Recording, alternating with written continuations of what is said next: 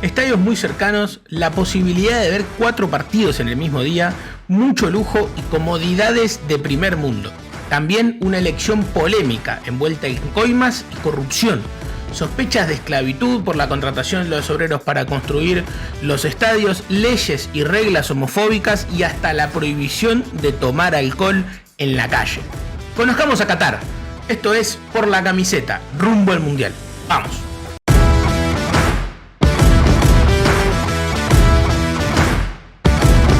Posiblemente la elección de Qatar como sede del Mundial 2022 sea recordada como la que motivó el FIFA Gate, aquel escándalo de coimas y corrupción llevado a cabo por Estados Unidos y que terminó con un cambio total en la mayoría de las cúpulas dirigenciales de Sudamérica, incluida la Conmebol.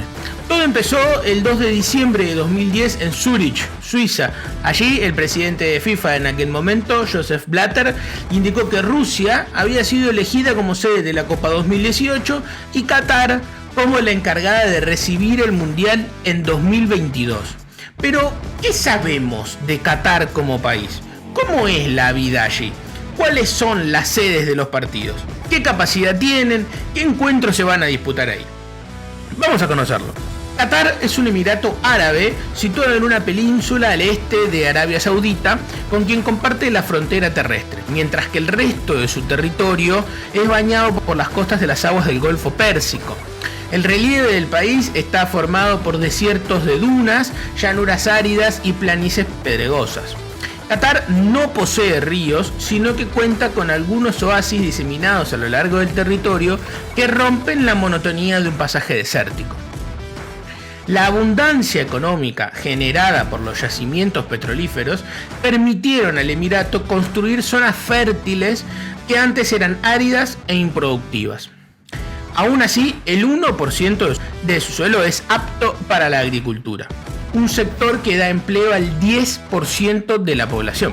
Además, Qatar posee la tercera mayor reserva mundial de gas natural, lo que lo ha convertido en el país con mayor renta per cápita. El crudo y el gas representan más del 50% del PBI y el 85% de los beneficios en las exportaciones. El sistema político de Qatar consiste en una monarquía absoluta donde el emir es el jefe de Estado y de gobierno.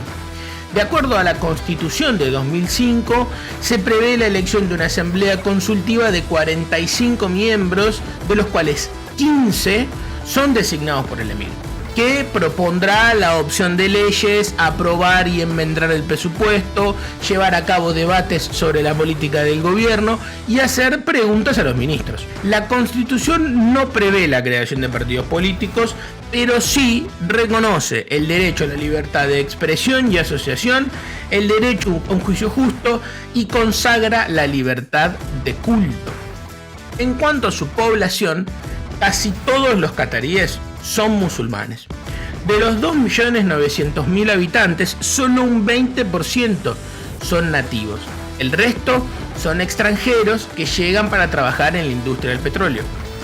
Desde que la explotación petrolera permitió a Qatar enriquecerse, la mayor parte de la población se ha vuelto urbana.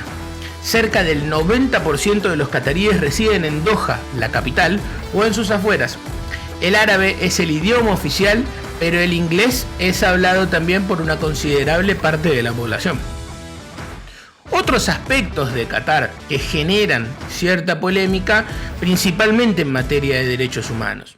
Con el crecimiento de la actividad petrolera y la llegada de trabajadores de distintas naciones, estos estaban sujetos a lo que se llamaba kafala, una sujeción donde el empleado no tiene derechos y debe estar bajo la supervisión de un padrino, el cual era su empleador. Cuando comenzaron las obras para acondicionar el país para la recibida del Mundial, muchos medios se hicieron eco de las condiciones de trabajo en los estadios que provocaron que el emirato realizara algunas reformas. Allí, la kafala quedó oficialmente abolida y también quedó prohibida la continuación de trabajo cuando la temperatura supere los 40 grados. Aún así, los sindicatos siguen prohibidos, el Ministerio de Trabajo no pone suficientes inspectores y además las sanciones a las empresas son muy bajas. También los empleados no quieren arriesgarse a llevar a sus casos a los tribunales, debido a que muchos pueden ser deportados. Otro aspecto importante sobre los derechos humanos en Qatar es lo referido a la diversidad sexual. En el Emirato este es un tema tabú, en el cual se percibe un alto grado de intolerancia en la sociedad y discriminación hacia la comunidad LGBT. Las relaciones sexuales consentidas entre hombres adultos y entre mujeres adultas son ilegales en Qatar y quienes la practiquen pueden recibir una pena de hasta 5 años de prisión. En el Emirato, la identidad de género no está cubierta por ninguna legislación civil y tampoco se reconoce el matrimonio, la unión civil o la asociación doméstica entre personas del mismo sexo. Pero volviendo un poco a su geografía, el principal beneficio de este aspecto de Qatar es su cercanía entre estadios y la posibilidad de fácil acceso entre ellos. Vamos a conocerlos. El primero es el estadio Al Bayt.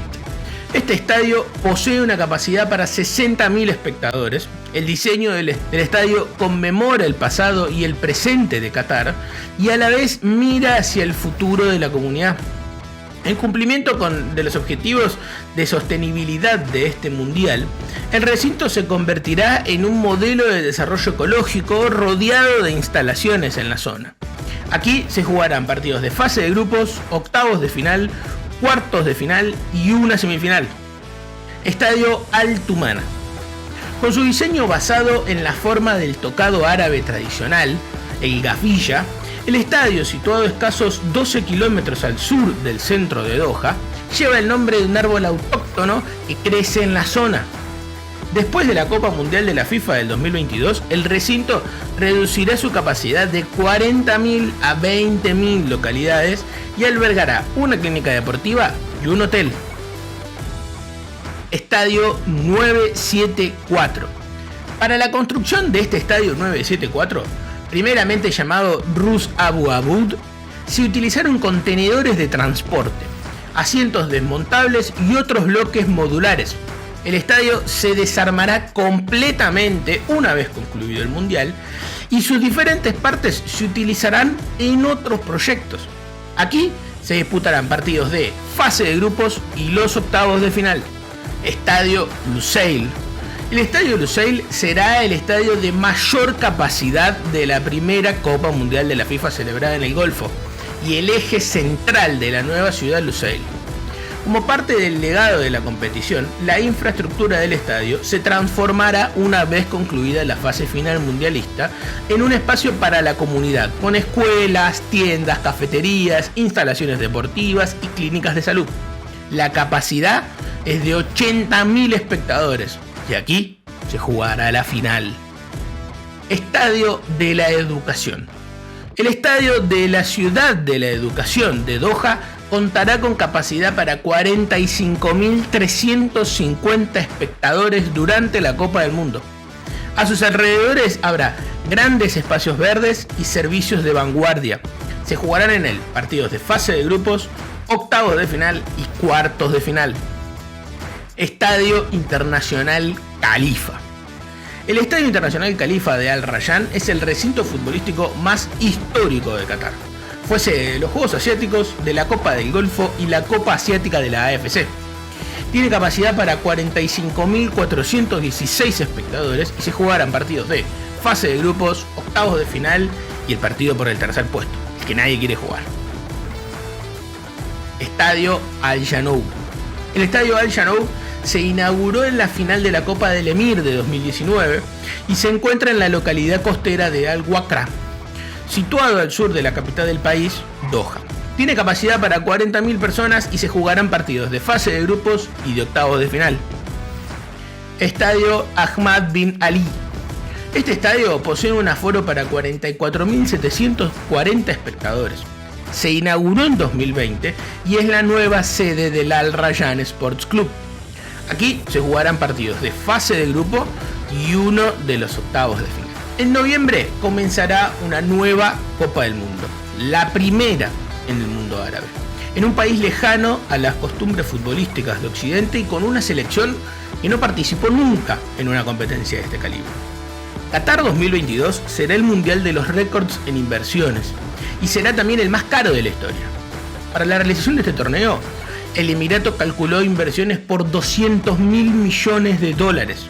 140 mil millones se destinaron a modernizar el transporte, mientras que otros 20 mil millones se invirtieron en infraestructura turística para esperar cerca de 1.4 millones de visitantes. Todo eso para mostrarse al mundo occidental, para dejar atrás las críticas por el incumplimiento en materia de derechos humanos y para integrarse en la élite del fútbol mundial.